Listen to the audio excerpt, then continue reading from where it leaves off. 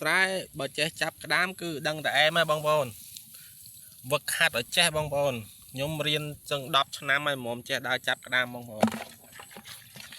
ហើយក្តាមគឺសបោមែនតែណានៅស្រុកយើងបងប្អូនអានេះយើងខែក្តៅមេឃភ្លៀងអីហ្នឹងខែក្តៅក៏ចេញដែរបងប្អូនមេឃក្តៅក៏ចេញដែរដោយសារវាកោកទឹកតែពេលកោកទឹកមកគឺក្តាមវាចេញហើយចេញវាឡើងកោកវានៅក្នុងទឹកអត់បានទេក្តាមនៅក្នុងទឹកចេះរយឡើយអញ្ចឹងវាឡើងមកលើគោកហើយយើងដើរទៅចាប់ទៅបងប្អូនដើមធំធំបាទប៉ុណ្ណាណៃក្តាមចាប់ក្តាមយកបុកអំពិលបងប្អូនបុកអំពិលក៏បានស្លខួរក៏បានបងប្អូនអានេះចាស់ថាស្លក្តាមគេបុក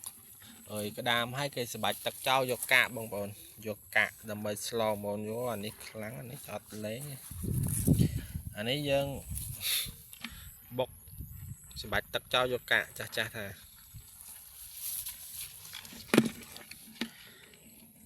បាទចាំស្រួលគៀបបងប្អូនក្តាមនេះមិនស្រួលចាប់ទេណាតតែចេះចាប់វាហើយស្ងៀមធំនេះឈ្មោលធំប៉ុណ្ណាណៃក្តាមស្រែបងប្អូនក្តាមស្រែយកទៅភ្លាក៏បានយកទៅស្លក៏បានបងប្អូន